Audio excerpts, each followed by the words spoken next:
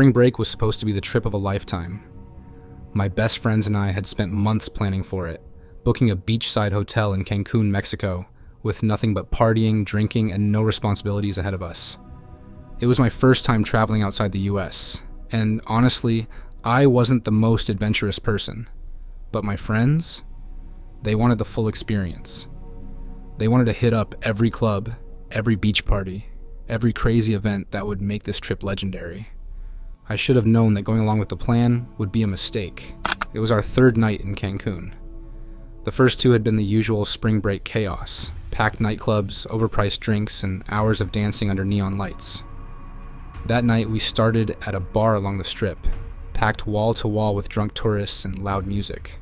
It was almost 2 a.m., and I was ready to head back to the hotel.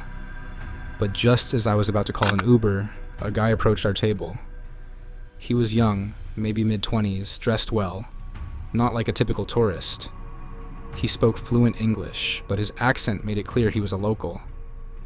"Hey, you guys look like you know how to party," he said, flashing a grin.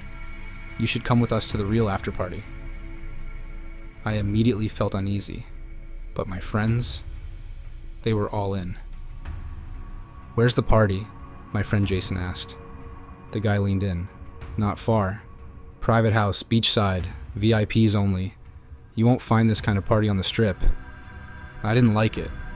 Something about how persistent he was, how he only looked at my friends and barely acknowledged me, made my stomach knot. Still, I let myself get dragged along. Big mistake. We followed the guy outside, where a white shuttle van was parked along the curb. About 10 other people, all tourists, just like us, were already inside, talking, laughing, completely oblivious. That was red flag #2. No one asked where we were going. No one even looked concerned. I hesitated at the door. "How far is it?" I asked. "Just a few minutes," the guy assured me. I should have said no. I should have walked away. But Jason and our other friends were already climbing inside, and I wasn't about to let them go alone. The van doors slid shut behind us, and then we started driving. At first, it seemed normal.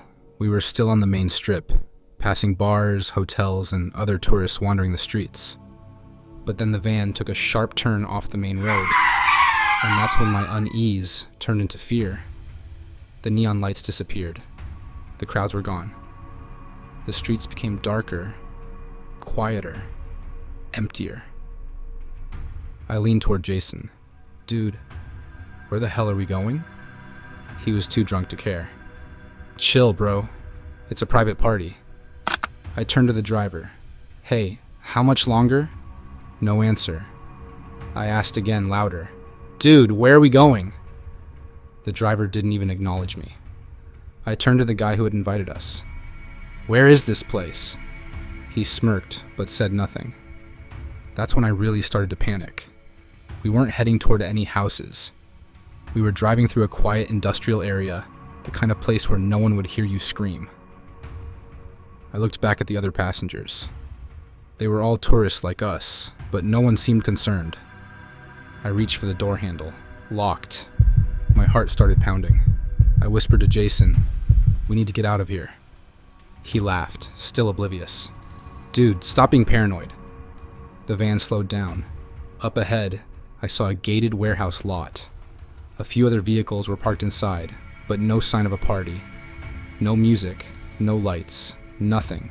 I turned back to Jason. "If we don't get out now, we might not get out at all." Finally, something in my voice must have gotten through to him. He blinked, sobering up. Shit. Okay. The second the van came to a near stop, I moved fast. I reached over, grabbed the handle on the sliding door, and yanked with all my strength. It didn't open at first, but I kept pulling, desperate, fueled by pure panic. And then it popped open. "Run!"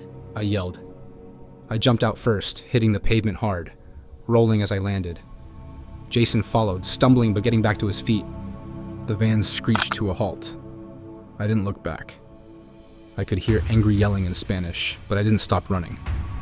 We sprinted down the road, our lungs burning, dodging between parked cars. searching for any place to hide. Then, headlights. A car coming straight toward us. I thought we were done, but instead of slowing down, the car slammed its brakes at the last second. "Get in!" A voice, a local taxi driver. Without hesitating, we jumped into the back seat. "Go! Now!" The driver hit the gas, peeling out of the area. I turned my head, looking back just in time to see the white van stopped at the intersection behind us, its doors open. 2 men stood outside, watching us escape. They didn't chase us. They just stood there, staring. We made it back to the hotel, shaken, out of breath, and completely sober. None of our other friends believed us. They laughed it off, called us paranoid. But the next morning, Jason and I checked the local news. A group of 3 spring breakers had gone missing the night before. They were last seen leaving a club, getting into a white shuttle van. We never found out what that party really was, but something tells me if we hadn't jumped up when we did, we wouldn't have made it back either. Most people spend spring break on the beach, drinking cheap cocktails and sleeping off hangovers. I should have done that. Instead, I let my roommate talk me into something different. A spring break hiking trip in Tennessee's Great Smoky Mountains. No bars, no clubs, just fresh air, nature, and a remote backcountry campsite far away from civilization. It sounded like a great idea at first, until we took a wrong turn. Until we realized we weren't alone out there. And until we figured out that someone was watching us the whole time. My friend Mark planned the whole thing. He was the outdoorsy one, the guy who owned expensive hiking boots and actually knew how to use a compass. I, on the other hand, had only ever hiked to get cell service at tailgate parties. Still, I agreed to go. We packed our bags, drove out to the Great Smoky Mountains, and spent our first night at a designated campsite. It was perfect. Quiet. Peaceful. Completely secluded. We should have stayed on that path. But on our second day, Mark got overconfident. "Let's take a shortcut," he said. "There's a backwoods trail that loops around faster than the one on the map." That's how it always starts, doesn't it? With a shortcut. The trail Mark found wasn't really a trail. It was narrow, barely a path at all, winding through the thick trees. About 30 minutes in, we noticed something weird. There were old wooden markers nailed into trees, but they weren't park signs. They were handmade, faded. Some of them had carvings on them, little symbols, almost like tally marks. I pointed at one. "What do you think these mean?" Mark shrugged.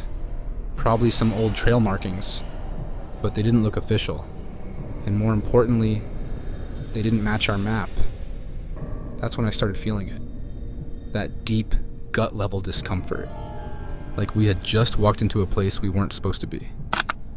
We kept moving, though I couldn't shake the feeling that we were off the grid. The deeper we went, the more the forest changed. It got quiet, like dead silent. No birds, no rustling leaves. Just the sound of our own footsteps. Then we found the first sign that we weren't alone. A tent. It was abandoned, half collapsed, fabric torn open. Inside there was an old sleeping bag, a rusted lantern, and an empty backpack. Mark frowned. Looks like someone left in a hurry. I didn't like it. "Let's go back," I said. But Mark was still focused on the map. "Relax, we're fine," he said. "The main trail is just ahead." Famous last words. Because 5 minutes later, we found the second tent. This one was newer, but still abandoned. And inside, we found something worse. A Polaroid photo stuck under a rock. It was a picture of a man sitting by a campfire. But the way the shot was framed, he didn't take the picture himself. Someone else took it while standing behind him. Mark and I stared at each other. "We need to go," I muttered. For once, he didn't argue. We turned around immediately.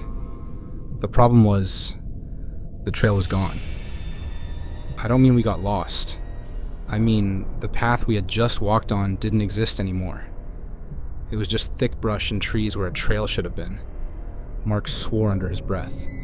"What the hell?" Then we heard it. A branch snapping. Not behind us. Ahead of us. Somewhere deep in the trees. I didn't move. Neither did Mark.